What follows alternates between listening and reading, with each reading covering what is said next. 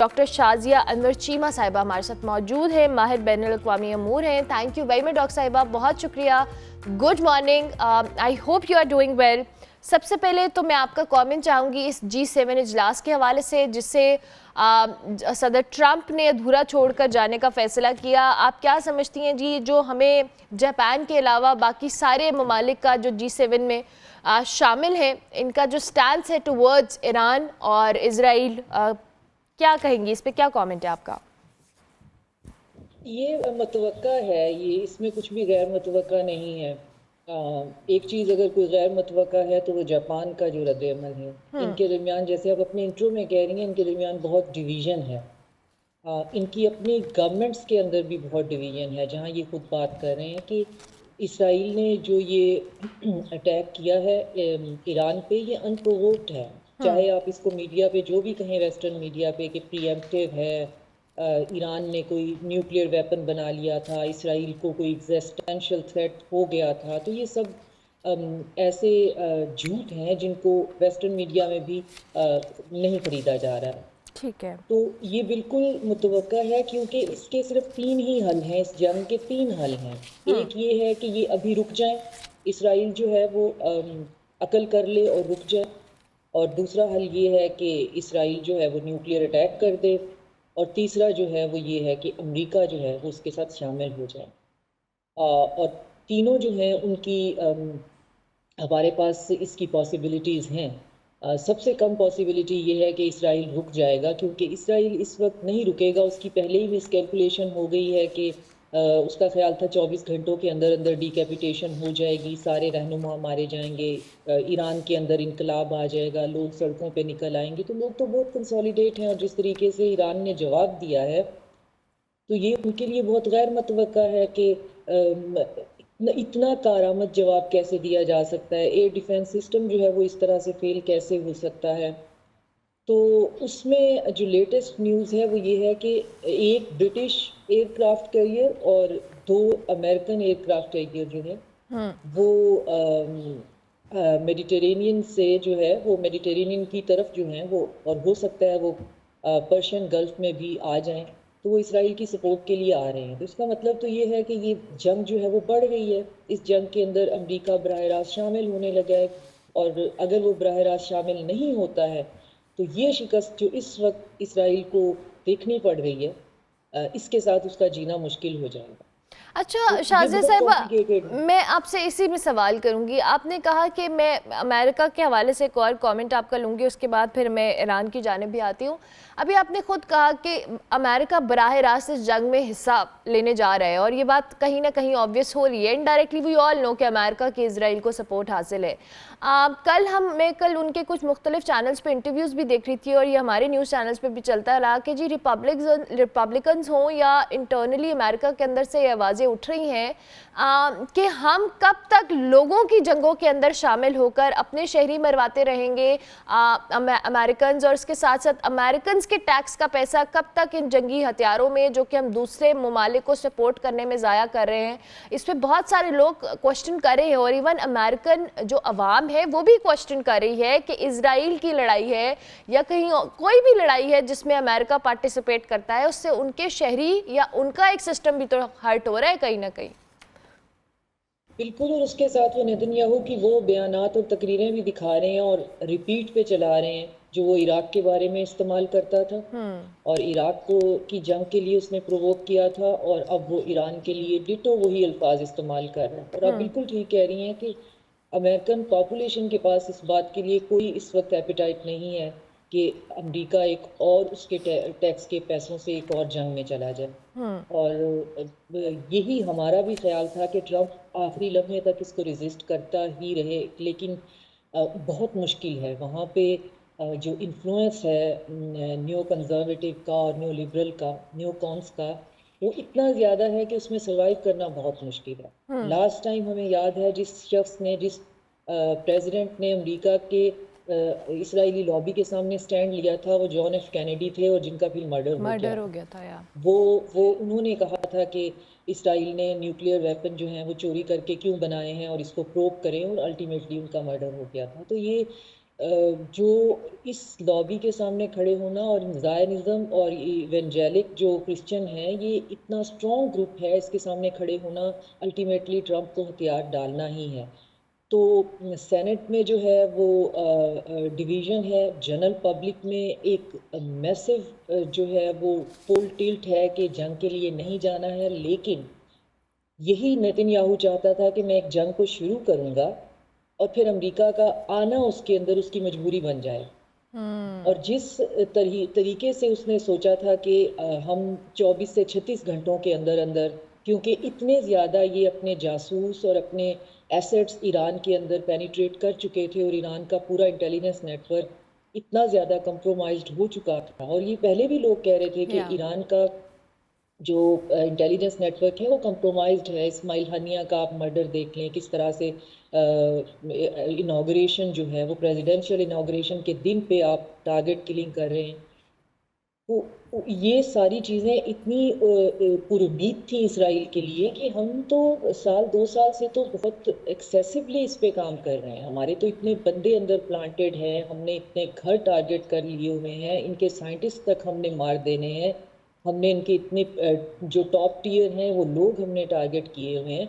और बाकी काम जो है वो अंदर की डिविजन्स कर लेंगी, जैसे सिस्तान की तरफ बलोच जो उनकी तरफ भी जो है वो एक टेरर ग्रुप है वो है, फिर आज़ीरी बॉर्डर की तरफ जो है वो एक और ग्रुप है। तो हुआ ये है कि आपस की जो छोटी मोटी रिजेंटमेंट्स थी उनके बावजूद वो सारे लोग कंसोलिडेट हो गए हैं और वो इमाम खamenei के पीछे जो है वो खड़े हो गए हैं। और उन्होंने कहा है कि इस वक्त अगर हम नहीं बचेंगे, और उस पर जो जलती पे तेल का काम किया है कि ये जिस बंदे को एज अ सब्स्टिट्यूट तैयार कर रहे हैं, वो रज़ा पहलवी के बेटे को, जिसने जो अब जगह जगह पे इंटरव्यू देता फिर रहा है, और उसका वो बयान जो है कि इसराइल ने जो भी किया है वो ठीक किया है, तो उसने भी जलती पे तेल का काम किया है कि अच्छा ये हमारे लिए एक सब्स्टिट्यूट तैयार हो रहा है। एक तो इसका बाप जो था वो बहरहाल इनका पपेट था वेस्ट का, और अब उसका बेटा जो है वो लोगों को कहता फिर रहा है कि ईरान के ऊपर जो अटैक हुआ है इसराइल ने किया है वो मजबूरी है और प्रीएम्प्टिव है, ईरान को रोकना पड़ेगा। किस चीज़ से रोकना पड़ेगा? ईरान तो कह रहा है कि उसके पास कोई न्यूक्लियर वो नहीं है और उसका न्यूक्लियर प्रोग्राम बहुत पीसफुल है, और वो न्यूक्लियर प्रोलिफरेशन ट्रीटी का जो है वो मेंबर भी है। तो आप कैसे उसके ऊपर जो है वो ये इतना बड़ा एग्रेशन कर सकते हैं? और जब आपको इतनी मार पीट रही है, जब आपकी इतनी इंसल्ट हो रही है, आपकी इतनी तौहीन हो रही है, आपका आयरन डोम जिसको आपने दुनिया में हवा बनाया हुआ था, अब जब आप देखो इनकी वीडियोस पे जब इन पे पड़ी है ये गजा पे जो जेनोसाइड कर रहे थे, अब इनकी चीखें इस तरह से निकल रही हैं, इनके लोग जो हैं वो हिस्टेरिया का शिकार हुए हैं। इनको लगता था कि जैसे हम पे अटैक नहीं हो सकता है, ये बस हम सिर्फ दुनिया में करने के लिए पैदा हुए हैं।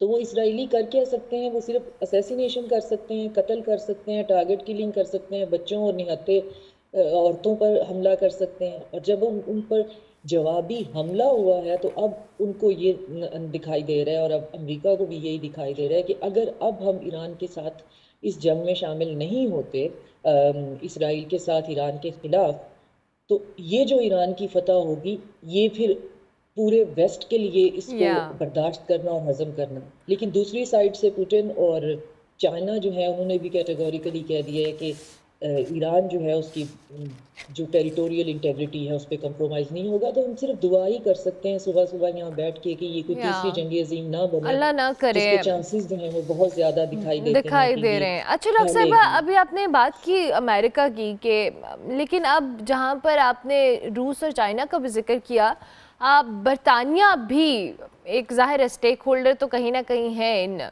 इस सारे मामले के अंदर, और ईरान के साथ तनाज़े में बरतानवी जो वज़ीर ख़ज़ाना है उनकी तरफ से स्टेटमेंट आई है कि हम सपोर्ट कर सकते हैं। अब क्या जो बरतानिया है वो भी इस तनाज़े में अगर खुलकर आता है, क्योंकि ज़ाहिर है वही बात है कि खुदा ना खास्ता ये चीज़ थर्ड वर्ल्ड वॉर की तरफ लीड कर रही है, और इसको अगर अभी टाइमली चीज़ों को दो कि अभी टाइम वो वाला हम समझ रहे हैं कि उस तरह से नहीं रहा इन हैंड, क्योंकि जो इजराइल कर रहा है और ईरान आगे से जो अपने आप को डिफेंड करने के लिए कर रहा है, इट्स देयर राइट एब्सोल्युटली। तो ये बरतानिया का रोल इसमें क्या होगा? और फिर मैं खलीजी रियासतों की तरफ भी आती हूँ। हमें हमारे नाजरीन को ये बात समझने की है कि दुनिया में जितने भी फसादात हैं, हम उसमें सिर्फ अमेरिका की तरफ जो है वो उंगली उठा के बैठ जाते हैं। बेसिकली उनके पीछे हमेशा से यही इसी एम्पायर का हाथ है।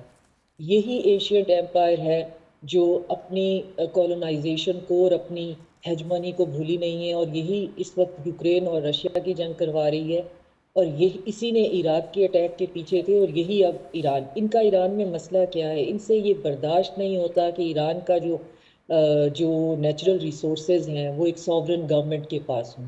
ये ईरान का इराक वाला हाल करना चाहते हैं। नेतन्याहू ने कहा कि वो ईरान का लिबिया सोल्यूशन चाहता है। तो लिबिया में मुअम्मर कदाफ़ी की इन्होंने खुद एक कलर रेवोल्यूशन करवाकर लिबियन पब्लिक से नौजवानों ने आयरन रॉड्स उठाई हुई थी, और मुअम्मर कदाफ़ी की कहते हैं आखिरी लम्हों में उसकी आंतें भी निकाल दी थी इन्होंने, मॉब लिंचिंग करके पब्लिकली उन्हीं लोगों से करवा दी थी, जिसको हिलरी क्लिंटन जो है वो अपने दफ्तर में बैठ के उनका वो मशहूर कहका आपको याद होगा, जिसमें वो कहती हैं कि हा हा हा हा we come and he died. तो उस वो ऑन रिकॉर्ड है कि ये सारा, तो ये ब्रिटेन का रोल हम नहीं भूल सकते। ये सारे का सारा रोल होता है इकोनॉमिक गेन के लिए, जिसके अंदर ब्रिटेन जो बैंकिंग फैमिलीज़ हैं उनको रिसोर्सेज चाहिए, और उन रिसोर्सेज के लिए वो पॉलिटिक्स को टूल के तौर पे इस्तेमाल करते हैं।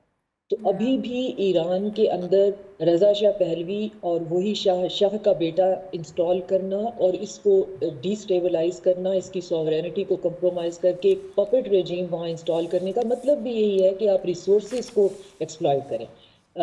रशिया की बाल्कनाइजेशन कराने का और इसके ख्वाब देखने का मतलब भी ये है कि रशिया के छोटे छोटे टुकड़े करके छोटी छोटी पपेट रेजीम बनाकर वहाँ पे रशिया के भी बेतहाशा रिसोर्सेज हैं जिनको एक्सप्लॉइट किया जाए। तो ब्रिटेन का बहुत बड़ा रोल है, और ब्रिटेन का रोल जो बाइडन के टाइम तक इतना ज़्यादा था कि दोनों एक ही ब्रैकेट में थे, हाइफिनेटेड थे। ट्रंप जो है वो थोड़ी सी अपनी बांसुरी बजाने वाले हैं, तो वो ब्रिटेन के साथ उस तरह से उनके जो हेजमोनिक गोल हैं उनमें अलाइन नहीं है, लेकिन बहुत बुरी तरह से ट्रैप तो हो गए हैं। डीप स्टेट तो वही है, आप डीप स्टेट से कैसे बच सकते हैं? तो डीप स्टेट अभी अमेरिका को भी ड्राइव कर रही है, ब्रिटेन बहरहाल बीच में शामिल है, वॉर मॉन्गरिंग स्टेटमेंट्स भी वो दे रहे हैं कि हम ये कर देंगे, हम वो कर देंगे। ईरान को अभी भी वो फाशिस्ट रिजीम भी कह रहे हैं, ईरान को अभी भी वो रोग स्टेट भी कह रहे हैं। तो जो उनका नैरेटिव रिटोरिक है उसको यूज़ करते हुए ये ईरान को बहुत ज़्यादा नुकसान ज़रूर पहुंचाएंगे, लेकिन उसमें फिर ये चाइना और रशिया की इक्वेशन को अगर भूल जाएंगे तो फिर दोबारा से एक बहुत बड़ी गलती करेंगे। अब खुदा करे कि इसका कोई सोल्यूशन निकल आए, जो कि फ़िलहाल दिखाई नहीं देता है। बिल्कुल ठीक है डॉक्टर साहब, ये जो खलीजी रियासतें हैं, मैं उनके हवाले से भी एक क्वेश्चन आपसे ज़रूर करूँगी। पाकिस्तान का जो रोल है, दो कि हमने मॉरली ईरान के साथ बड़ी यकजहती का इजहार किया है, प्राइम मिनिस्टर ने भी बड़े सख्त अल्फाज के अंदर इसराइल के इन तमाम तर मामलात को क्रिटिसाइज़ किया है, लेकिन जो अरब ममालिक हैं या जो खलीजी रियासतें हैं, आप इनके रोल के हवाले से क्या समझती हैं जी? जो हमारी खलीजी रियासतें हैं ये हमेशा से वेस्टर्न क्लब में रही हैं। हम इस बात को हमने समझना है कि यहाँ पे सारी की सारी वेस्टर्न बेसिस हैं, नेवल और एयर बेसिस, और ये सारे के सारे जो हैं वो वेस्टर्न जो हैं वो अलाइंड हैं। तो ये ग्लोबल नॉर्थ के साथ इनकी अलाइनमेंट है, लेकिन इसके बावजूद वो इस खिते में रहते हैं, इस खिते की पॉलिटिक्स का वो हिस्सा है। इस खिते की जो पॉलिटिक्स में चेंजेस आती हैं उससे वो अफेक्ट भी होते हैं। तो अलल ऐलान जो है बहुत कम ऐसा होता है कि वो वेस्ट का साथ देते हुए आपको नज़र आए, लेकिन डीप डाउन जो है वो आपको ये बात बिल्कुल नहीं भूलनी चाहिए कि यहाँ पे जो ईरान है वो वही सदियों पुरानी फ़ारिस की तारीख़ है, और वो फ़ारिस के हिसाब से चलते हैं। जो सीरिया और इराक इसराइल और वो है वो सारा लेवांत का इलाका जो है वो समझा जाता है, और ख़लीज जो है वो ख़लीज है, और इनकी अपनी जो है वो भी हिस्टोरिकल एनिमोसिटी, वेंजेंस, उसको भी हम नज़रअंदाज नहीं कर सकते। हम इस खिते में चूँकि एक बहुत क्रिटिकल पोजीशन में बैठे हुए हैं, हमारे साथ खलीजी ममालिक के तल्लुकात बहुत अच्छे हैं, वो हमारा बहुत अच्छे बुरे वक्त में साथ देते हैं, तो हम इनकी पॉलिटिक्स का हिस्सा नहीं बनते। लेकिन अरबी और अजमी का जो एक रंजिश है वो तो बहुत हिस्टोरिक है, और ये हिस्टोरिक रंजिश इतनी ख़त्म नहीं होती। तो फ़िलहाल वो खित्ते के अंदर जंग नहीं चाहते हैं, लेकिन ये भी हमें उम्मीद नहीं करनी चाहिए कि वो खुल के जो है साथ दे देंगे, क्योंकि वहाँ पर तो अमेरिका की बेसिस हैं। अगर अमेरिका या ने ऑपरेट करना है तो वहीं बैठकर तो करना है, लेकिन ओपनली मीडिएट करने की कोशिश ज़रूर करेंगे। खित्ते में अमन रखने की कोशिश का भरम रखने की कोशिश ज़रूर करेंगे, लेकिन हमें आइडियोलॉजिकली इस क्वेश्चन को भी दिमाग से निकाल देना चाहिए और उनको एज अ वेस्ट ही ट्रीट करना चाहिए। और वो वेस्ट ही हैं, वो ग्लोबल नॉर्थ हैं यहाँ रहते हुए भी, और हम सब ग्लोबल साउथ हैं, और हमारी अपनी किस्मत है, और वो लोग जो हैं एक अपनी आइडियोलॉजी के हिसाब से चलते हैं। ठीक हो गया। Thank you very much doctor साहिबा, बहुत शुक्रिया कि आपने अर्ली इन द मॉर्निंग हमें ज्वाइन किया। डॉक्टर शाज़िया अनवर चीमा हमारे साथ मौजूद थी, मौजूदा सूरत हाल पर अपना तज्जिया दे रही थी। जी, इसराइल के हवाले से जहाँ हम बात कर रहे हैं, उसने तमाम तर बैनुल-अक़वामी कवानीन की जहाँ पे धज्जियाँ उड़ाई हैं, इसी को रोंदते हुए जी तेहरान में वाक़ जो ईरान का एक सरकारी टीवी चैनल है, उस पर बराह रास्त नशरियात के दौरान हमला किया, जिसकी वीडियो आई। आप देख सकते हैं कि खातून एंकर इस वक्त लाइव ट्रांसमिशन के अंदर जिस तरह से बात कर रही थी और अचानक से हमला हुआ, जो मलबा है वो गिरा, वो स्टूडियो छोड़कर चली गई, लेकिन उसके कुछ देर बाद इन नशरियात को बहाल किया गया और उस खातून एंकर ने जितनी कामनेस के साथ इस सिचुएशन को हैंडल किया, और उसके बाद वो दोबारा से नशरियात उसी तौर पर उन्होंने स्टार्ट की।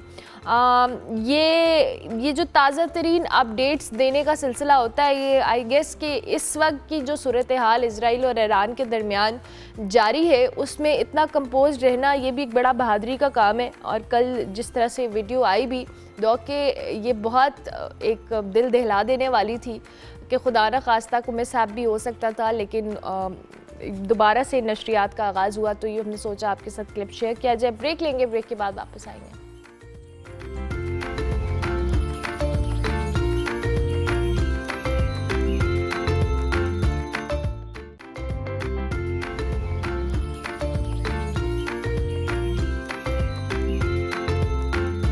हमारे साथ अनाया उमर मौजूद है हमारे शो के अंदर। अनाया, अस्सलाम वालेकुम, गुड मॉर्निंग, कैसी हैं आप? मैं ठीक हूँ एंड गुड मॉर्निंग आपको भी। Thank you so much for joining us. Anaya, मुझे सबसे पहले तो अपनी इस बुक के हवाले से बताएं। आपने अभी मई के अंदर इसको जो केले शाया किया है, you are the youngest writer of Pakistan, how do you feel about it?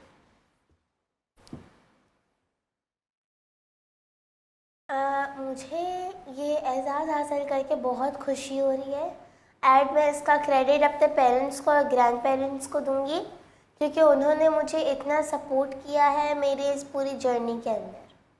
That's amazing. Anaya, मुझे अपनी इस बुक के हवाले से बताएं, आपको ये आइडिया कैसे आया? बिकॉज रील टू रिवील, मतलब ये आपकी सोशल मीडिया ज़िंदगी और जो असल ज़िंदगी है उसके हवाले से है। सो क्या चीज़ें थी, क्या आइडियोलॉजी थी जिसको आपने इस बुक के अंदर रखा? ये बुक एक बहुत ही एक मशहूर बहुत ही एक वाक़या है जिसकी वजह से मैंने ये बुक लिखी।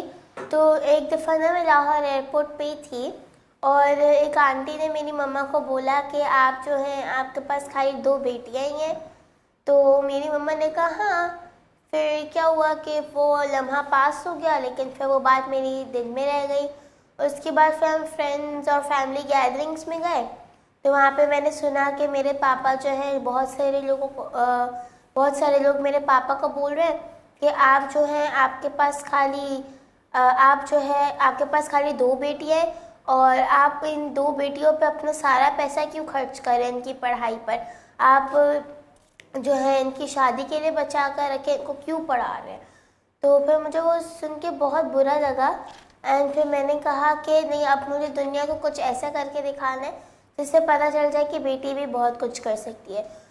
और जो ये मेरी बुक है रील टू रिवील, इस बुक का मतलब ये है कि अगर एक धागा ले लेते हैं हम, अगर एक थ्रेड का रील ले लेते हैं तो वो उसकी कोई वैल्यू नहीं होती जब तक उसको एक ड्रेस के साथ कनेक्ट नहीं कर देते।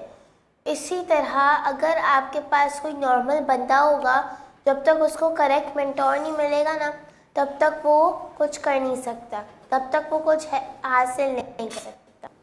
ओह अच्छा, I thought this is like social media thing, but अब चूँकि ज़ाहिर है मैंने ये बुक नहीं पढ़ी है तो ओके आपने इसको एक आइडियोलॉजी के तहत लिखा है। That's amazing. और अनाया जो आपने कहानी बताई है that's very good and I am so proud of you कि आपने इस चीज़ को अपनी स्ट्रेंथ बनाया है एंड आई एम श्योर कि आपके पेरेंट्स भी आप पे उतना ही प्राउड होंगे। और मुझे अब थोड़ा सा ये बताएं, आपको ये बुक राइटिंग ऑब्वियसली बच्चे इस एज के अंदर बच्चे अमूमन बुक्स पढ़े होते हैं और अब तो मुझे लगता है विद टाइम बुक रीडिंग इतनी ज़्यादा लोग नहीं करते हैं। सो आपको बुक रीडिंग का शौक़ है? कौन सी ऐसी बुक्स हैं जो आप पसंद करती हैं? Fiction, suspense, what do you like?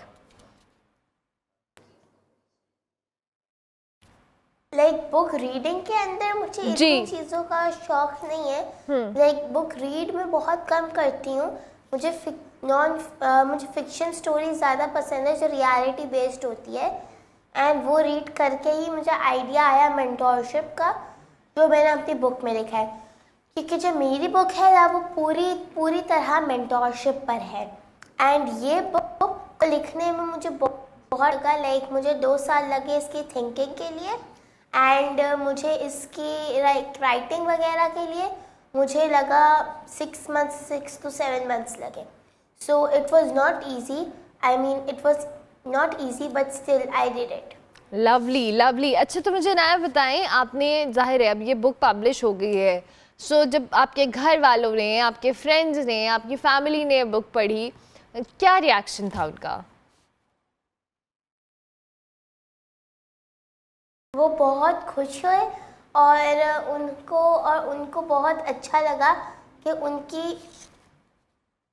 उनको बहुत अच्छा लगा कि उनकी बेटी जिन्होंने उनका नाम भी रोशन कर दिया, क्योंकि वो आंटी ने कहा था। उसके बाद से मुझे ऐसा लगा कि खाली मेरे माँ बाप को नहीं पूरी दुनिया को ये बताना ज़रूरी है कि बेटियाँ बहुत कुछ कर सकती है, क्योंकि मेरे मम्मा पापा का ये है कि बेटियाँ सब कुछ कर सकती है और बेटी बेटों में कोई फ़र्क नहीं है।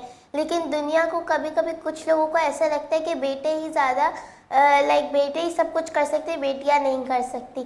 तो इसका यही आंसर है कि मेरी फैमिली बहुत खुश हुई और मैंने ये चीज़ अपनी फैमिली को खुश करने के लिए और दुनिया को प्रूफ करने के लिए की। That's amazing. अच्छा अनाया, आगे क्या प्लान है? क्या सोचा है? फ्यूचर गोल्स क्या हैं? पढ़कर क्या अपनी लाइफ में आपने अचीव करना है? कोई ऐसा प्रोफेशन है जिसके अंदर आपने जाना है?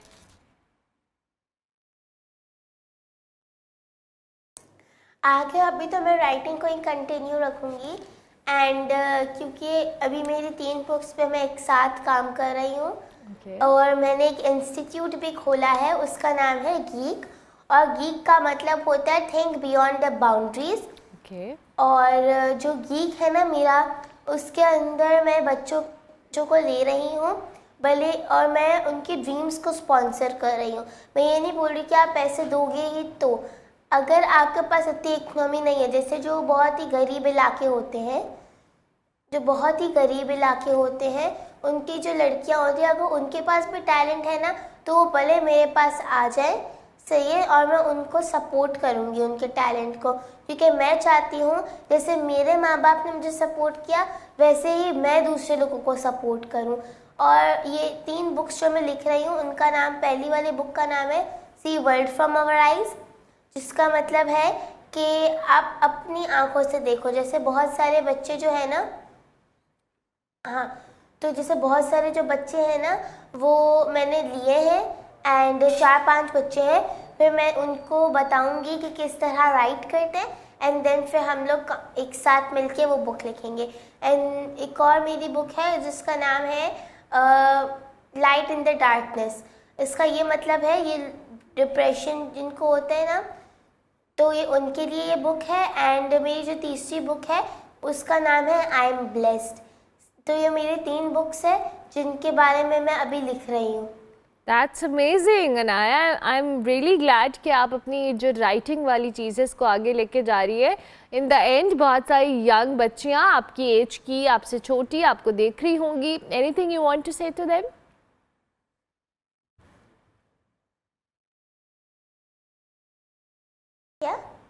मैंने कहा आपकी जैसी बहुत सारी यंग बच्चियां देख रही होंगी आपको, आप हमारे प्लेटफॉर्म से इन्हें को मैसेज देना चाहेंगी? जी, मैं ये मैसेज देना चाहूँगी कि हर लड़की की आवाज़ मैटर करती है और जो लड़कियां कर सकती है वो लड़के नहीं कर सकते, और लड़कियां जो होती हैं उनको खुद पे बिलीव रखना चाहिए। ये नहीं सोचना चाहिए कि वो खुद कुछ नहीं कर सकती। हर एक लड़के की आवाज़ मैटर करती है। That's amazing. Thank you very much, Anaya. बहुत शुक्रिया and I wish you a very best of luck and your parents must be very proud of you कि आपने अपनी strength दुनिया को दिखाई है। और जो लोग बच्चों के सामने, बच्चियों के सामने, ये तो अनाया का मैसेज था, मेरा मैसेज ये है कि अगर आप किसी बच्ची को या किसी के पेरेंट्स को ये बात कह रहे हैं कि अच्छा आपकी सिर्फ 2 बेटियां हैं, बेटा नहीं है, तो अनाया जैसी बहुत सारी लड़कियां हैं जो अपनी ज़िंदगी में एक्सेल कर रही हैं, आपको गलत साबित कर रही हैं। सो मेक श्योर कि आप कुछ अच्छा नहीं बोल सकते तो कुछ इस तरह का बुरा भी ना बोलें। That's very important. मतलब आप बच्चे के माइंड पे ये अनाया बच्ची ऐसी है कि इसने इसको पॉजिटिवली परसीव किया। बहुत सारे बच्चे हैं जो ट्रॉमेटाइज्ड होते हैं ऐसी बातों से। सो मेक श्योर कि ऐसी बातें करने से गुरेज करें। अनाया उमैर से हमने आपकी मुलाकात करवाई। हम ब्रेक लेंगे, ब्रेक के बाद वापस आएंगे।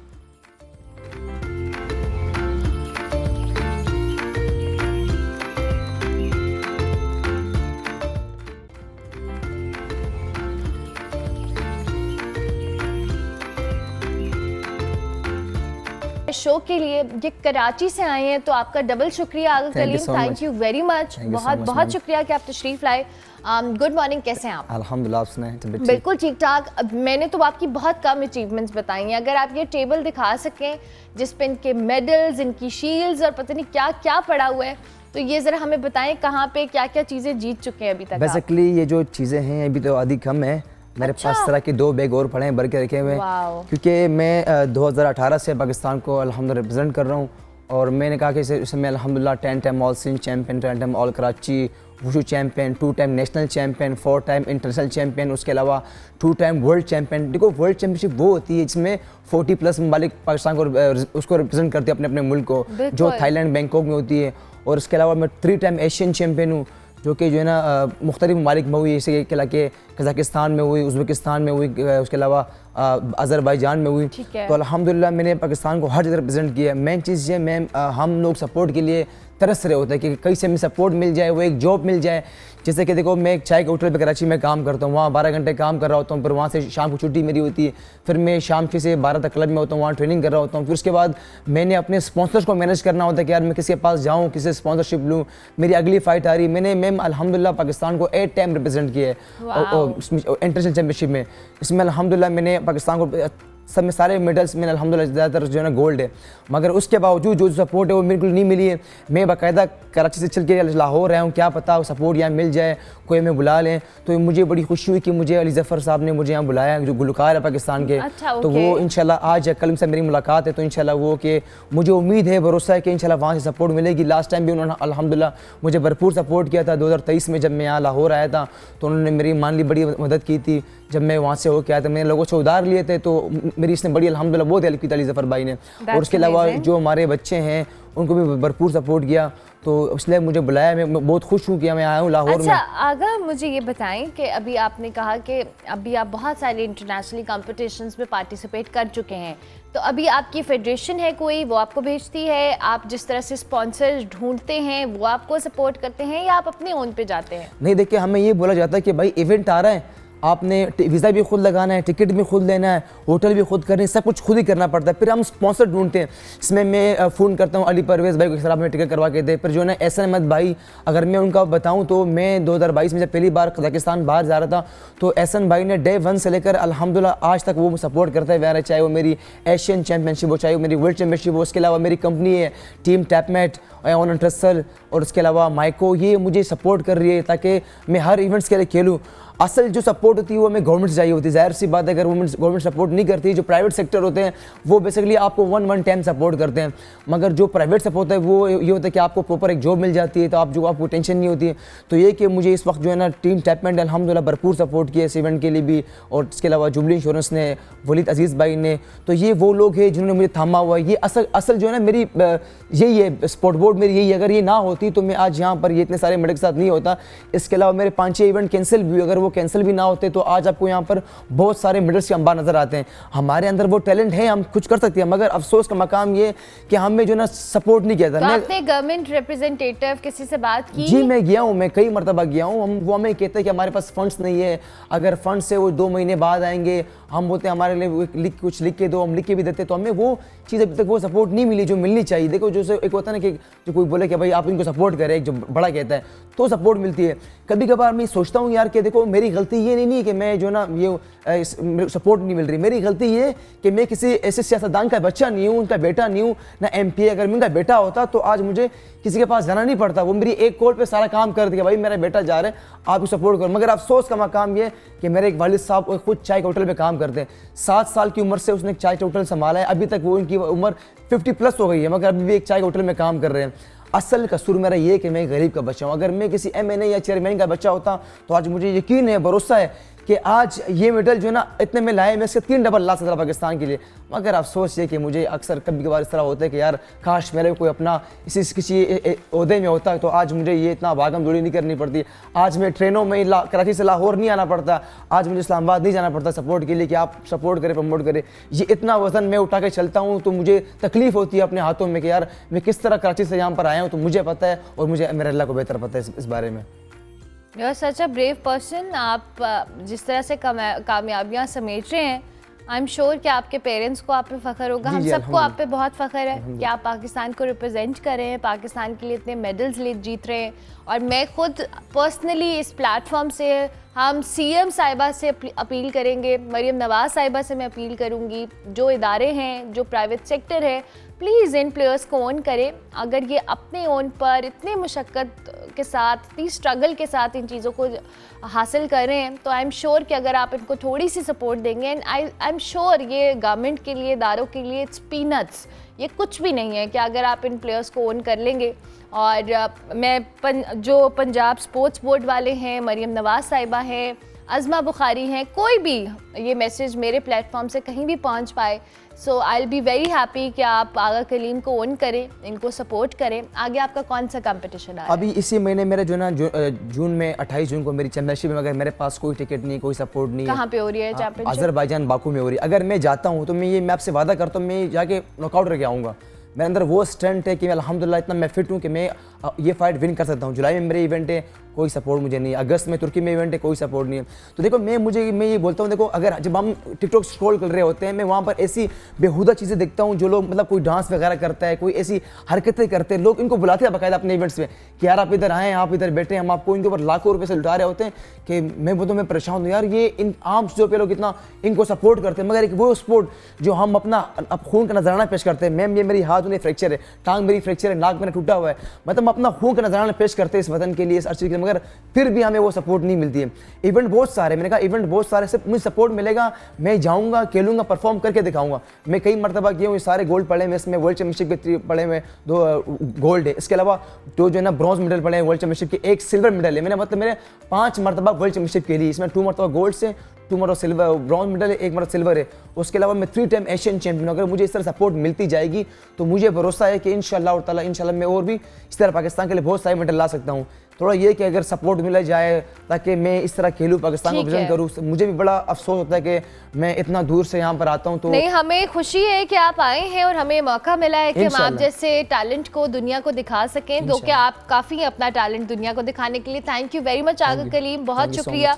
और मैं फिर एक बार अपील करूँगी उन तमाम इदारों से, स्पोर्ट्स बोर्ड से, मिनिस्ट्री से, कि प्लीज़ खुदारा ऐसे प्लेयर्स को ओन करें, इनको सपोर्ट करें। 28 जून को इनका इवेंट होने जा रहा है आज़रबाईजान के अंदर। अगर कोई भी हमारे प्लेटफॉर्म से ये मैसेज सुन रहा है तो प्लीज़ आगा को सपोर्ट करें, that will be very kind. आप पाकिस्तान के लिए करेंगे। ब्रेक लेंगे, ब्रेक के बाद वापस आएंगे।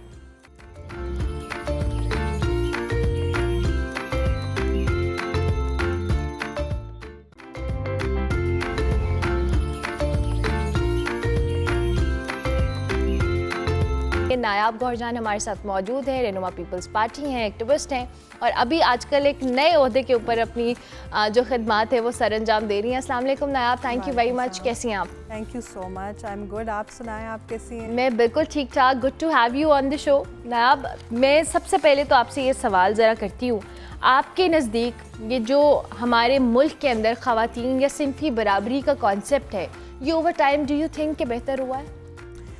ये बहुत ही मुश्किल सवाल है, इसका जवाब देना बहुत मुश्किल है क्योंकि हम देखते हैं कि दोनों तरफ से हमें कहीं कहीं हमें मुस्बत डेवलपमेंट्स भी नज़र आती हैं, लेकिन साथ ही साथ कुछ नए ऐसे पहलू माशरे के सामने आए हैं हमारे। फॉर एग्ज़ाम्पल, एक तरफ हम कहते हैं कि जो शहरी इलाके हैं वहाँ पर ख़वातीन की इकोनॉमिक पार्टिसिपेशन बढ़ी है, विजिबिलिटी बढ़ी है, लेकिन उसके साथ ही साथ जो डेंजर्स आए हैं, जो ख़वातीन की विजिबिलिटी जब सोशल मीडिया पर आई है, हाल ही में हमने सना यूसुफ के केस में देखा कि एक बच्ची को किस तरह से कत्ल किया गया।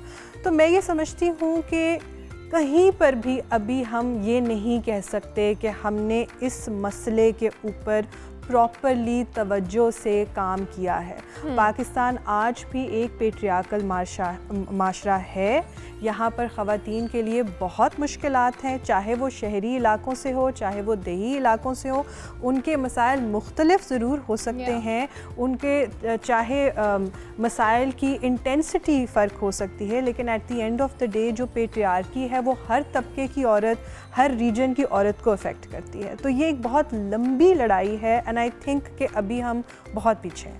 अच्छा नायाब, अभी आपने ख़ुद बात की कि हमारे चैलेंजेस शायद बड़े मुख्तलिफ होंगे जो दही इलाकों में, शहरी इलाकों में ख़वातीन हैं, and with time I think हम जहाँ पे रिप्रेजेंटेशंस पॉलिटिक्स में देख रहे हैं ख़वातीन की ज़्यादा, या हम रिप्रेजेंटेशन देख रहे हैं किसी प्राइवेट सेक्टर के अंदर, स्पोर्ट्स में भी, लेकिन eight the end of the day हम अभी भी एज अ सोसाइटी जो हमारी साइकी है, हमारे अंदर एक्सेप्टेंस, इवन मैं ये सिर्फ मर्दों की बात नहीं कर रही, मैं ख़वातीन की भी बात कर रही हूँ।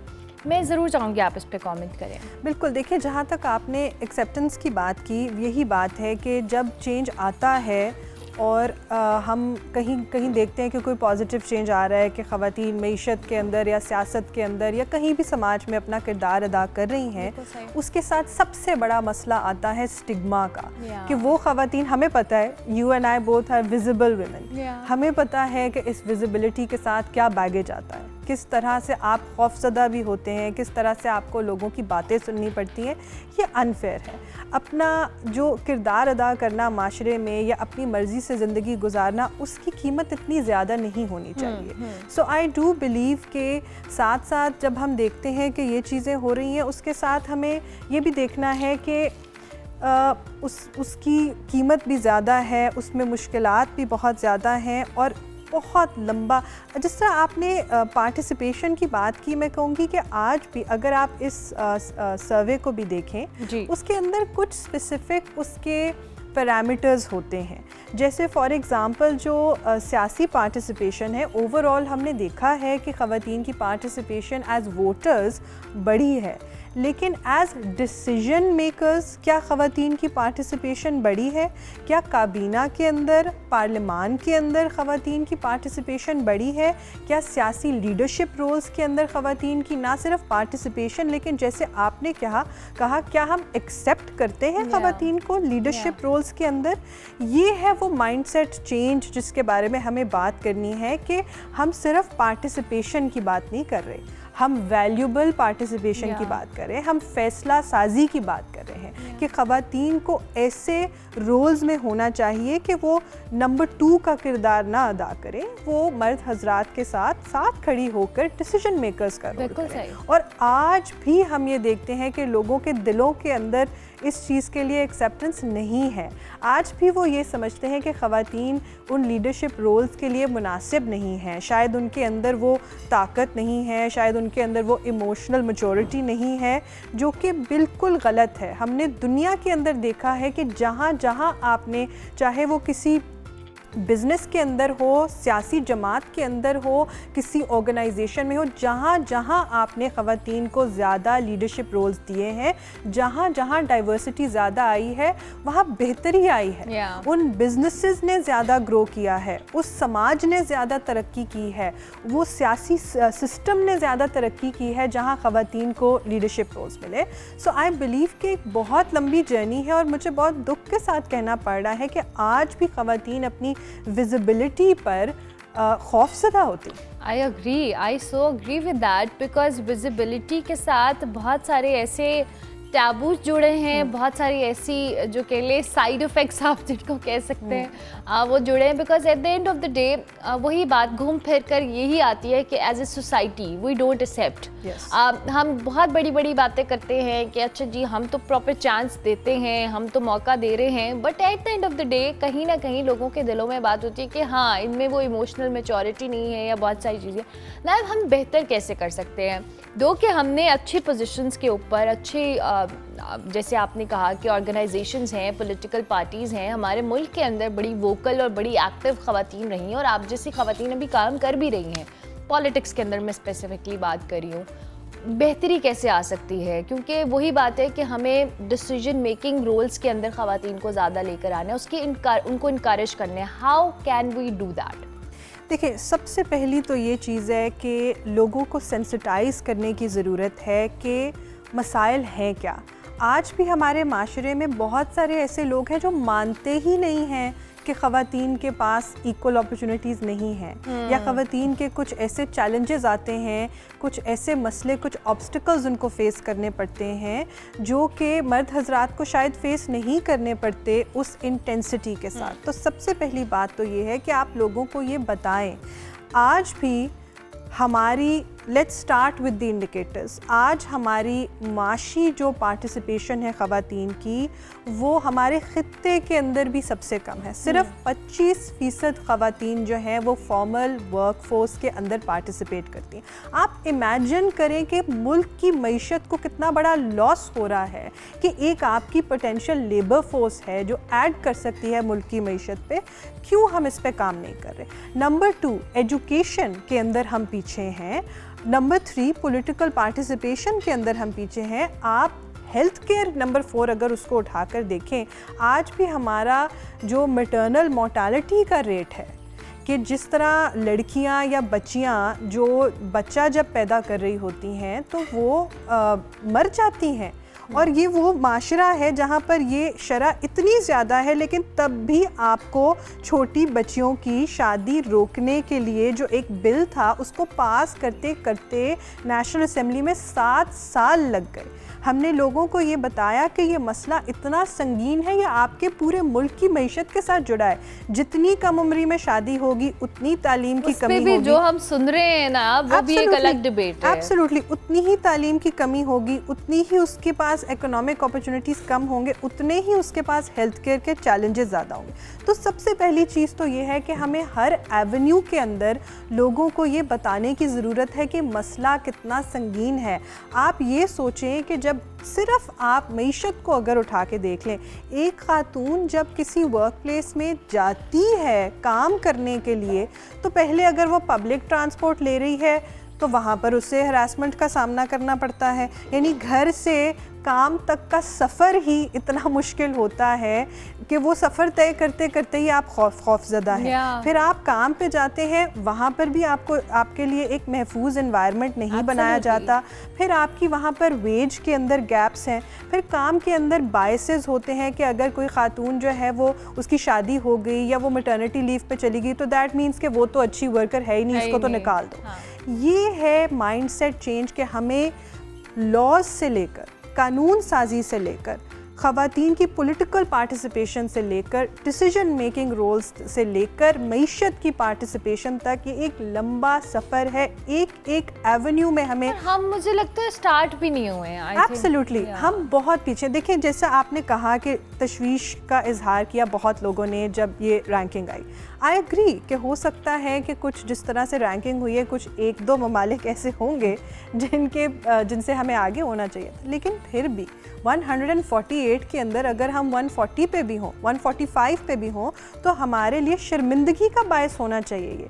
This is a national emergency. आपकी 50% आबादी जो है उसके पास इस वक्त ना अपॉर्चुनिटी है, ना सेफ्टी है, ना हकूक़ है, और आप बिज़ी हैं या ये कहने के लिए कि ख़वातीन जो है वो 8 मार्च को बाहर क्यों निकलती हैं, या ख़वातीन जो हैं वो फ़लाने प्रोफेशंस में क्यों आती हैं, या छोटी बच्चियों की शादियाँ, या किसी ने पहना क्या हुआ है, या छोटी बच्चियों की शादियाँ करा दें। हम तो यहाँ फंसे हुए हैं अभी तक। हम तो ये बात ही नहीं कर रहे कि हमें लॉस कितना हो रहा है, हमें लेबर का लॉस हो रहा है, हमें मईशत का लॉस हो रहा है, हमें सियासत में लॉस हो रहा है। जितनी ज़्यादा ख़वातीन आगे आएंगी उतनी बेहतरी होगी माशरे के लिए। So this is a long journey and I think कि हमें अब थोड़ा सा खौफ को भी खौफ से भी हमें खौफ ज़्यादा नहीं होना चाहिए, खौफ को भी ख़त्म करना चाहिए। हमें ख़वातीन को इनकरेज करना चाहिए कि हम खुल के ये इन टॉपिक्स के ऊपर बात करें कि it is still very difficult to be a woman, and not just in Pakistan, पूरी दुनिया में, पूरी दुनिया के अंदर। देखिए वो रिपोर्ट ये कहती है कि इस रेट पर जो हम चल रहे हैं हमें जेंडर गैप क्लोज करने में 132 साल लगे। दिस इज़, ये शर्मनाक है। अच्छा नायाब, अभी आपने बात की, बड़ी इम्पॉर्टेंट बात है।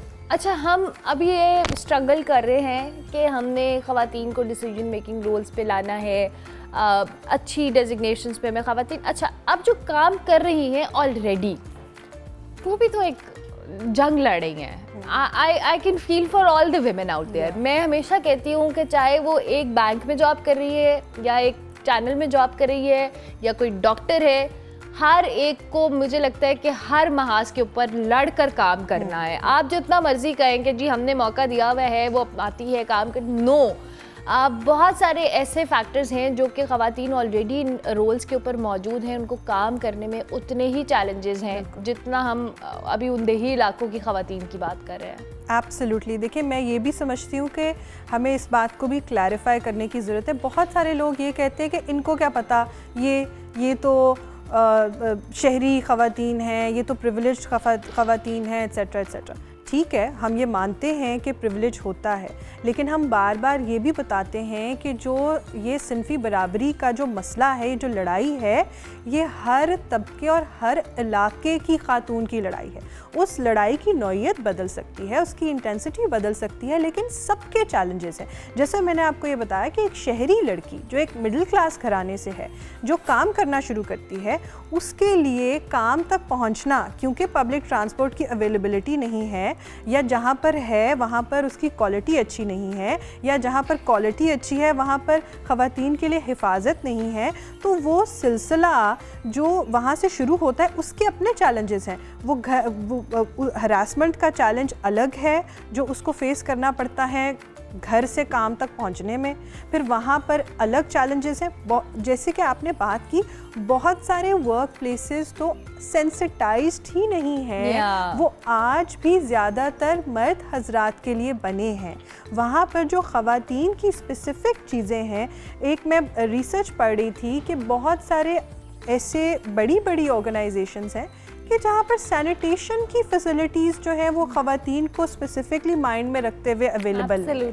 वहाँ पर आप हमारे प्राइमरी स्कूल्स के अंदर ये एक बहुत बड़ा मसला है। बहुत सारी बच्चियों को ड्रॉप आउट करना पड़ता है टीनेज के अंदर, क्योंकि वहाँ पर वो वसाइल ही नहीं हैं प्रॉपर सैनिटेशन के, प्रॉपर हाइजीन के, जो एक प्यूबर्टी के बाद एक बच्ची को चाहिए होते हैं। बिल्कुल सही। तो हर महाज पर एक अलग मसला है, एक अलग लड़ाई है, और हमारी ये एक यूनाइटेड लड़ाई है। आपने एक और बात की कि बहुत सारी ख़वातीन भी जो हैं वो होती हैं मिसोजिनिस्टिक होती हैं, उनके भी ये ख़यालात हैं। ऑफ कोर्स वो इसी सोसाइटी का हिस्सा होती हैं जहाँ इसको हम कहते हैं इंटरनलाइज मिसोजिनी, कि वही ख़वातीन जो इस सिस्टम का की विक्टिम भी हैं, वो एट द सेम टाइम दूसरी ख़वातीन के लिए के साथ जुल्म और ज़्यादती भी करती हैं, क्योंकि उनको सोशलाइज किया जाता है। ये अच्छी औरत और बुरी औरत के फ़र्क जो है ये रखा जाता है। ये कहा जाता है कि क्योंकि तुम जो है वो अच्छी औरत हो तो तुम्हारे पास ये हक है कि तुम हर बुरी औरत को ये बता सकती हो या उसके साथ बुरा सलूक कर सकती हो। सो आई थिंक कि बहुत बड़ा मसला है, बहुत बड़ी लंबी एक लड़ाई है, लेकिन मुझे इस बात की खुशी है कि हम लोग एटलीस्ट हमारे पास ये पावर है कि हम एक प्लेटफॉर्म के ऊपर इसके बारे में बात कर रहे हैं। एंड आई थिंक यहीं से चेंज शुरू होता है। हमें इस पे जो कॉन्वर्सेशन है वो जारी रखनी चाहिए। ये बहुत बड़ा मसला है, ये हमारी बच्चियों के मुस्तकबिल के लिए, पाकिस्तान के मुस्तकबिल के लिए एक बहुत अहम डिस्कशन है। Absolutely, thank you very much Nayab, बहुत शुक्रिया आपका। और बहुत अच्छी और प्रोडक्टिव डिस्कशन रही है। और वही नायाब वाली बात कि ये बड़ा इंपॉर्टेंट है कि इस बारे में बात की जाए, और वी आर प्रिविलेज्ड कि हमारे पास ये प्लेटफॉर्म है और इसके थ्रू हम बात करें। नायाब गौहर जान हमारे साथ मौजूद थी जी। जेंडर डिस्क्रिमिनेशन की हम बात कर रहे हैं। वैसे तो हम जहाँ पे ख़वातीन के किरदार की बात कर रहे हैं और जो काम कर रही हैं उनके लिए कितने चैलेंजेस हैं। हमारी सीएम एक फ़ीमेल हैं, और जब वो भी अपॉइंट हुई थी उनके हवाले से भी जो हमने डिस्कशंस और जो डिबेट सुनी थी, दैट वाज रॉन्ग। वो किसी सूरत राइट नहीं था। तो अगर ये चेंज स्टार्ट हुआ है तो we should all participate in this, और हम सबको कहीं ना कहीं अच्छा और पॉजिटिव चेंज लेकर आना है। ब्रेक लेंगे, ब्रेक के बाद वापस आएंगे।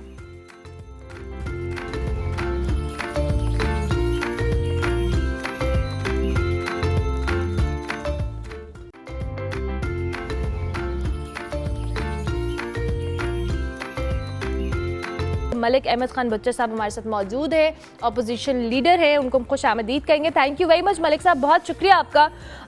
मैं सबसे पहले तो कल जो पंजाब असम्बली में बजट पेश किया गया है, 5 खरब 33 अरब रुपए का ये बजट है, और टैक्स फ्री बजट कहा जा रहा है इसको, और अवाम दोस्त बजट कहा जा रहा है, जिसमें तरक्याती अखराजात में 47% इजाफा किया गया है जी। और इसके साथ साथ दीगर मामलात भी हैं।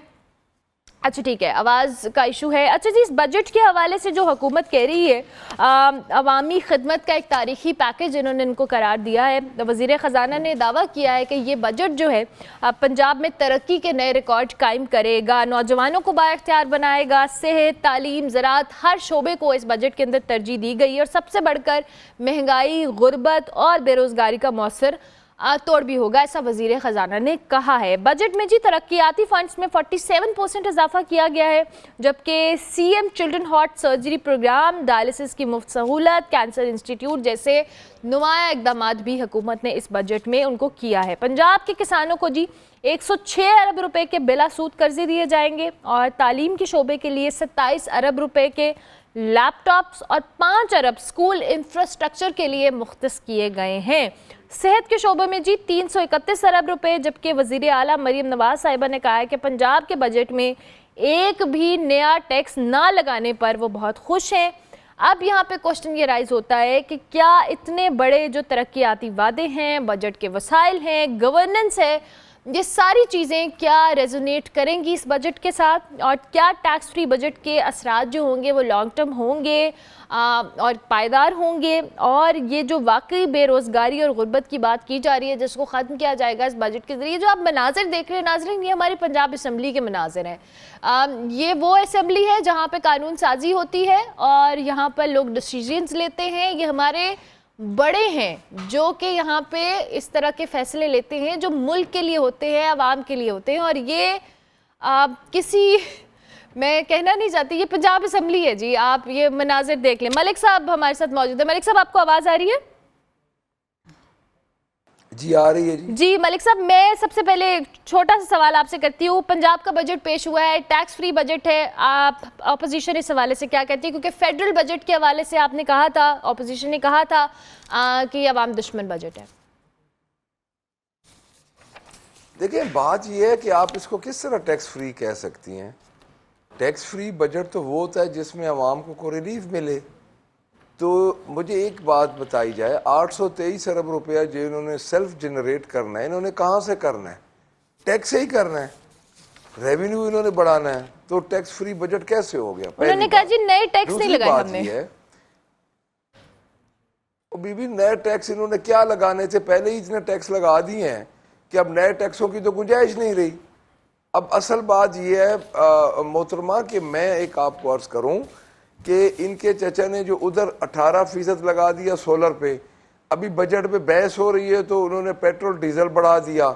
यहाँ पे अगर आप ये चेक करें कि 2700 अरब रुपया इनके नॉन डेवलपमेंट अखराजात और 1240 अरब रुपए की ADP, जहाँ खाने को 2 वक्त की रोटी मुयसर नहीं है, वहाँ पे आप ADP के अल्ले तल्लों में पड़े हुए हैं। क्या ये इसी आखिरी दफ़ा 350 अरब रुपए की गंदम खरीदी गई थी, क्या 1240 अरब में से 300 अरब रुपए की गंदम नहीं किसान से खरीद सकते थे? पेस्टिसाइड्स की शक्ल में इन्होंने जो पैसे पिछली दफ़ा दिए हैं वो टोटल 1,06,000 साल का बनता है। 3.5 अरब रुपए का तो ये दूध पिला गए हैं बच्चों को। आप अंदाज़ा लगाएं कि 3.5 अरब रुपए का ये कहते हैं बजट में हमने दूध पिलाया है बच्चों को। वो कौन से बच्चे हैं जो 3.5 अरब रुपए का दूध पी गए? ये बड़े बच्चे हैं, इन्होंने ही पिया है। और उसके बाद आप ये देखें कि इन्होंने अपने अखराजात कितने रखे हैं। चीफ मिनिस्टर हाउस के अखराजात हैं और उनकी एलोकेशन 70% हुई पड़ी है। गवर्नर हाउस के अखराजात हैं, वो तो कम अज़ कम इनको ख़त्म करने चाहिए थे। जो अब गैर तरक्याती अखराजात वो क्या हैं? वो गैर तरक्याती अखराजात हैं जो ये गाड़ियाँ मंगवा रहे हैं, जो इन्होंने नए जहाज़ मंगवाए हैं, जो नए बुलेट प्रूफ गाड़ियाँ मंगवाई गई हैं, ये गैर तरक्याती अखराजात होते हैं। ये इन्होंने 2700 अरब रुपए के पंजाब के गैर तरक्याती अखराजात इन्होंने किए हैं। इन्होंने कौन सा ऐसा काम किया है जिस काम से कल बजट पेश हुआ है और आज अवाम ये समझे कि हमें टैक्स रिलीफ मिला है या हमें अवाम को कोई ऐसा रिलीफ मिला है, आम आदमी को रिलीफ मिला है कि अगले 2-4 दिनों में वो को अपने आप को इस तरह फील करे कि उसको रिलैक्स हो या महंगाई कम हो या इस किस्म का। 42% तो महंगाई बढ़ गई है। तो मैं ये समझता हूँ कि ये तो एक ढोंग है। अच्छा, आउटसोर्स आप स्कूल कर रहे हैं, आप BHU RHCs आउटसोर्स कर रहे हैं और आप उनको पैसे भी दे रहे हैं। देखिए आपकी तरजीहात क्या है? आप सारी चीज़ें तो बेच रहे हैं, तो फिर पैसे क्यों दे रहे हैं? हमें तो ये समझ नहीं आती। आपने जो सॉलिड वेस्ट मैनेजमेंट का जो आपने आपने जो पैसे रखे हैं वो क्यों रखे हैं? वो तो आपने ठेके पे दे दिए हैं, तो वो उधर से भी कलेक्ट कर रहे हैं, आप भी दे रहे हैं अपने मनपसंद लोगों को। ये एक बड़े करप्शन के स्कैंडल हैं जो ये कर रहे हैं ना जी। ये बजट, ये जो 5335 अरब रुपए का बजट है, ये बजट इस वक्त पंजाब की तारीख का बदतरीन बजट है। अच्छा मलिक साहब, अभी आपने तरक्याती अखराजात की बात की, इन्होंने 47% इनमें इजाफा किया है, जिसमें कई मंसूबे हैं जिसका मैं अभी इंट्रो में अपने जिक्र भी कर रही थी। इंफ्रास्ट्रक्चर को लेके किसानों के हवाले से बड़ा कंसर्न रहा है अपोजिशन का भी, और हमारे मुल्क में जो एग्रीकल्चर सेक्टर है वो ज़रूरी मुल्क है। पंजाब में ख़ास तौर पे हमने देखा है जी किसानों के बड़े मसाइल रहे। इन्होंने कहा है जी कि 106 अरब रुपए के किसानों को बिला सूद हम कर्जे देंगे और उसका जो तोड़ है वो किया जाएगा। आप समझते हैं कि किसान इस बार हमें सड़कों पे नज़र नहीं आएंगे या वो एहतजाज नहीं कर रहे होंगे जिस गंदम की हम बात कर रहे हैं?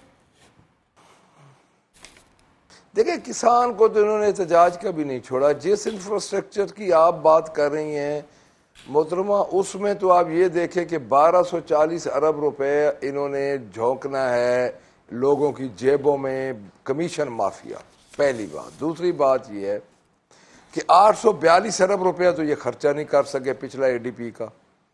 अब नवाज शरीफ कैंसर हॉस्पिटल का इन्होंने पिछली दफ़ा 56 अरब रुपए में इन्होंने कहा मुकम्मल होगा, उसकी फिजिबिलिटी बढ़ के 72 अरब रुपए हो गई है। तो मैं ये समझता हूँ कि ADP एनुअल डेवलपमेंट प्रोग्राम उस वक्त बढ़ाते हैं बाकी जब सारे सूबे में शांति हो। यही अगर ये 500 अरब रुपए में से सब्सिडाइज करते किसानों को, उनकी गंदम खरीदते, स्पोर्ट्स प्राइस मुकर्रर करते और हेल्थ कार्ड दे देते, गरीब आदमी का इलाज होता, तो मैं ये समझता हूँ कि क्या ये बेहतर होता कि फिर सड़कों पे सड़कें बनाई जा रहे हैं। पहले सड़क बनी हुई है, ठेकेदार वो सड़क तोड़ देता है, उसकी एक एस्टिमेशन होती है, वहां पे वो सड़क टूटती है, फिर सड़क बन जाती है। अच्छा, तो मेरा नहीं ख्याल कि इस बजट को अवाम कबूल करेगी। आप 2-4 दिन में देखेंगे इसके आफ्टर शॉक आएंगे। उसकी वजह ये है कि इस बीबी को कुछ पता ही नहीं है।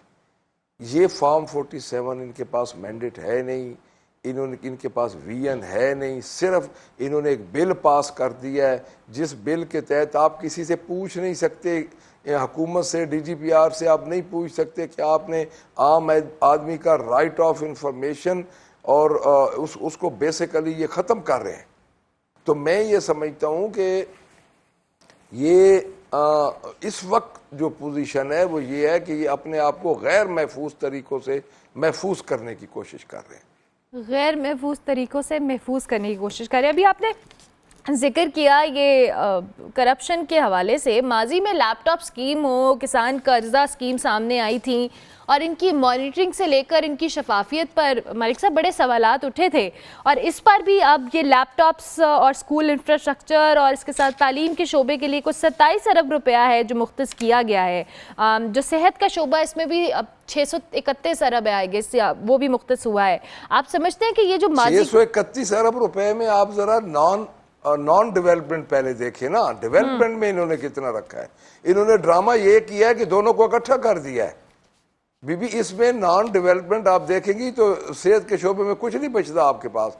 और जो नया बिल इन्होंने कल पास किया है उसमें तो ये हॉस्पिटल भी प्राइवेटाइज कर रहे हैं। ये तो पूरा पंजाब बेच देंगे एक दिन। अच्छा, अब इसमें गवर्नेंस भी मलिक साहब बड़ी इंपॉर्टेंट होती है। ज़ाहिर है जब आप इतना बड़ा बजट लाते हैं, उसके लिए वसाइल मुख्तस करते हैं, कोशिश करते हैं, विजन रखते हैं, तो उसके बाद फिर ज़ाहिर है गवर्नेंस के भी उसके ऊपर उतना प्रेशर होता है कि इन सारी चीज़ों के ऊपर इम्प्लीमेंट किया जाए और शफाफ तरीके से। आप समझते हैं कि गवर्नेंस के मसाइल हल हो जाएंगे और ये जो बजट में इन्होंने बड़े दावे किए हुए हैं ये कहीं ना कुछ इसमें इम्प्लीमेंट हो पाएगा? देखिए मुझे तो इसमें क्या दावा नजर आता है, आपको को नजर आ रहा है? गवर्नर्स की तो ये हालत है कि आपका क्राइम रेट बढ़ गया है। आपकी देखिए पुलिस आपने एक नई बना दी है, उस पुलिस का आपने इधर पंजाब में इंचार्ज बना दिया है। वो पुलिस सिर्फ जुल्म सितम करने के लिए होगी। जो इन्होंने CCD को एक नई बनाई है उसके लिए 7 अरब रुपया अलहदा रख दिए हैं। यानी ये क्या, ये आपको तो गुड गवर्नेंस के को पता नहीं कहाँ से नजर आ जाएगी मोहतरमा, मुझे नहीं नजर आती। ठीक है। सिवाय इस गवर्नमेंट के इस गवर्नमेंट ने ये जो बजट दिया है अपने हम नवाओं के जेबों को भरने के अलावा आवाम के लिए कोई रिलीफ नहीं है। ठीक हो गया, thank you very much Malik साहब, बहुत शुक्रिया आपका। मलिक अहमद खान बच्चा साहब हमारे साथ मौजूद थे, अपोजिशन लीडर पंजाब, बजट के हवाले से अपनी राय का इजहार कर रहे थे। हम ब्रेक लेंगे, ब्रेक के बाद वापस आएंगे।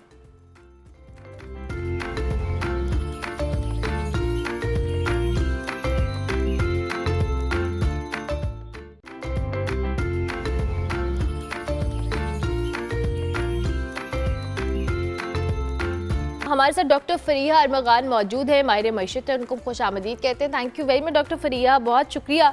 सबसे पहले तो हमें जेंडर बजटिंग के हवाले से बताइएगा, ये क्या है और ये कितनी अहम है? अस्सलामुअलैकुम miss Armala, thank you very much for inviting me on your show. Gender budgeting की जो डेफिनेशन है वो ये है कि नेशनल लेवल पे आप अपने पब्लिक बजट्स जो हैं वो कैसे प्लान करते हैं, एग्जीक्यूट करते हैं और उनको कैसे मॉनिटर और ऑडिट करते हैं इन अ जेंडर सेंसिटिव मैनर।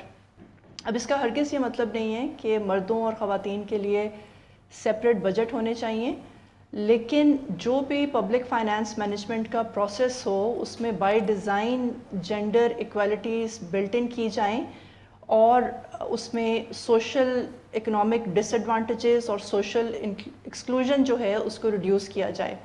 अब इसका एक पूरा बैकग्राउंड है। अगर हम पाकिस्तान के तनाजुर में ये बात करें तो पाकिस्तान में इस वक्त 49% ऑफ पॉपुलेशन जो है वो ख़वातीन पे मुश्तमिल है और ये एक बहुत बड़ी परसेंटेज है। अब अगर हम मर्दों के साथ इसका कंपैरिजन करें तो ख़वातीन को उस तरह से equitable access to education, health, employment या लीडरशिप नहीं हासिल जिस तरह मर्दों को हासिल है। तो इस तनाजुर में ये बहुत ज़रूरी है कि अगर इकनॉमिक ग्रोथ अचीव करनी है और वो भी एक एक्सेलरेटेड पेस पे अचीव करनी है तो इस ख़वातीन की पॉपुलेशन को फुली जो है वो इंक्लूड करना होगा इकनॉमिक रोड मैप में, और उसमें एक टूल, एक मैकेनिज़्म जो है वो जेंडर बजटिंग का है।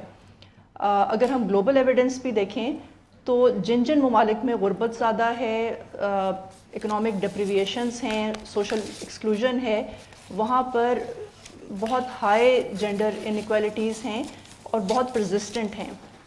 और अगर हम सिर्फ इसको इकनॉमिक ग्रोथ के तनाजुर में ना देखें तो सिर्फ एक फंडामेंटल राइट होना ही बहुत सफिशेंट रीज़न है, जिसको कॉन्स्टिट्यूशन ऑफ पाकिस्तान भी इंडोर्स करता है अंडर आर्टिकल 25 कि all citizens are equal, and again endorsement उसमें देखी जाती है कि there shall be no discrimination on the basis of sex.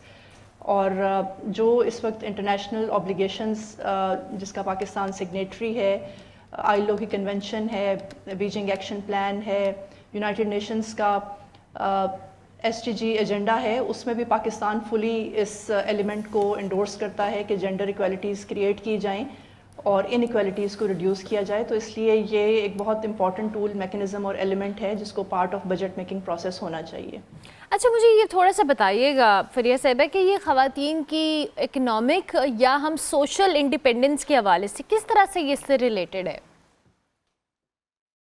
Gender budgeting का ख़वातीन की माशी और समाजी खुद मुख्तारी के साथ बहुत डायरेक्ट लिंक है। अगर अभी हम देखें तो पाकिस्तान में तकरीबन 40% जो पॉपुलेशन है वो ख़तरे गुर्बत से नीचे है, और उसमें एक बहुत बड़ी तादाद जो है वो ख़वातीन की है। इसी तरह अगर हम देखें कि जो फीमेल लेबर फोर्स है वो एग्रीकल्चर सेक्टर में है, उसकी भी परसेंटेज काफ़ी लो है, और वहाँ पे भी रिकग्निशन स्टेटस के इशू हैं कि वो फॉर्मल लेबर है कि नहीं है। अगर थोड़ा सा हम बेटर ऑफ सेगमेंट्स की तरफ जाएं तो जो फीमेल एंटरप्रेन्योरशिप है उसमें भी पूरे एंटरप्रेन्योरशिप इकोसिस्टम में सिर्फ 8% जो ओनरशिप है वो ख़वातीन के पास है। तो इस सिलसिले में जो जेंडर बजटिंग का जो रोल है वो और भी ज़्यादा बड़ा हो जाता है कि एक पूरा फाइनेंशियल मैकेनिज़्म और फ्लो चाहिए जिसमें प्रोग्राम डिज़ाइन और फाइनेंस मैनेजमेंट इस तरह की हो जो कि डायरेक्टली बेनिफिट करे ख़वातीन को एंटरप्रेन्योरशिप सिस्टम में, प्रोग्राम बेस में, या पॉवर्टी से बाहर निकलने के लिए। तो ये इसका डायरेक्ट लिंक है। और अगर हम एक बहुत बड़ी एग्जांपल देखें कि पाकिस्तान में किस तरह सोशल प्रोटेक्शन सेक्टर में बहुत ज़्यादा काम हुआ है ख़वातीन की इकोनॉमिक एम्पावरमेंट के लिए और सोशल एम्पावरमेंट के लिए, और उसमें एक बहुत बड़ा जो इनेबलर था वो एक कंटिन्यूस फाइनेंशियल फ़्लो था जो पिछली 2 दहाइयों में सोशल प्रोटेक्शन को रिसीव हुआ है। और उन्होंने जो गुर्बत ज़दा औरतों के लिए इस सेक्टर ने जो काम किया है और उसमें उनको लिफ्ट अप करने में कामयाब हुए हैं। So this public finance management जो है ये एक बहुत इंपॉर्टेंट एलिमेंट है और इसका डायरेक्ट लिंक है ख़वातीन की सोशल, इकोनॉमिक और साइकोलॉजिकल एम्पावरमेंट। अच्छा, मुझे थोड़ा सा ये बताइएगा कि पाकिस्तान में जो जेंडर बजटिंग है इसकी मौजूदा सूरत हाल क्या है अगर हम एनालिसिस लें तो? पाकिस्तान में जेंडर बजटिंग का जो प्रोसेस है वो 2023 में शुरू हुआ और directly under the ownership of national assembly of Pakistan में हुआ। और इस सिलसिले में बहुत डीप और इंटेंस कंसल्टेशंस की गई रेलेवेंट स्टेक होल्डर्स के साथ, लेजिस्लेटर्स के साथ, government official, civil society representatives के साथ, ताकि एक पूरा प्लान ऑफ एक्शन और स्ट्रेटजी जो है वो तश्कील दी जा सके कि कैसे इसको बजटरी प्रोसेस का हिस्सा बनाया जाए, चाहे वो फेडरल बजट हो, प्रोविंशियल बजट्स हों।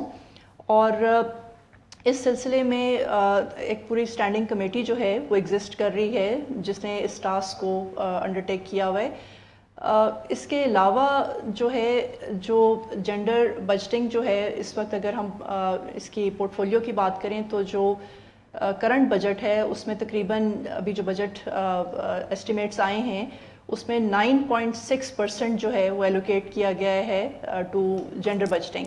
इसी तरह अगर हम पब्लिक सेक्टर डेवलपमेंट प्रोजेक्ट्स की बात करें जो कि under the ownership of planning commission है तो उसमें 6.9% जो है वो उसके बजट एस्टिमेट्स दिए गए हैं जो कि जेंडर बजटिंग है। तो तकरीबन 1000 अरब का इस बजट में पब्लिक सेक्टर डेवलपमेंट प्रोजेक्ट्स का पोर्टफोलियो जो है वो अनाउंस किया गया है फेडरल मिनिस्टर की स्पीच में, और उसमें तकरीबन आप 7%, 6.9% जो है वो जेंडर बजटिंग पे है। इसी तरह इसमें 6 तरह की क्लासिफिकेशंस हैं जिसके अंडर इसको एनालाइज किया जाता है कि आया उनके अंदर इन प्रोजेक्ट्स के अंदर, इन एलोकेशंस के अंदर जेंडर सेंसिटिविटीज़ हैं कि नहीं हैं, और इसी तरह उसमें रैंकिंग भी की जाती है रेलेवेंस के लिहाज से कि क्या ये हाई रेलेवेंस बजटिंग है जो कि डायरेक्टली औरतों को और बच्चियों को बेनिफिट कर रहे हैं, क्या ये मीडियम रेलेवेंस है कि जिसमें स्पेसिफिकली डिज़ाइन में नहीं है लेकिन ये है कि सम हाउ पोटेंशियल मौजूद है। तो ये पूरा एक प्रॉपर सिस्टम और प्रोसेस है जो कि परस्यू किया जा रहा है और इसमें बहुत प्रोग्रेसिव अप्रोच अपनाई जा रही है पाकिस्तान की तरफ से। ठीक हो गया। अच्छा, मुझे इन द एंड डॉक्टर फरिया ये बताइएगा, जो बजट हम 2024-25 की बात करें और 25-26 की जो बात करेंगे, इसमें जो जेंडर बजट की तकसीम है, अगर हम इसका एक एनालिसिस लें, तकाबली जायज़ा जिसे आप कह सकते हैं।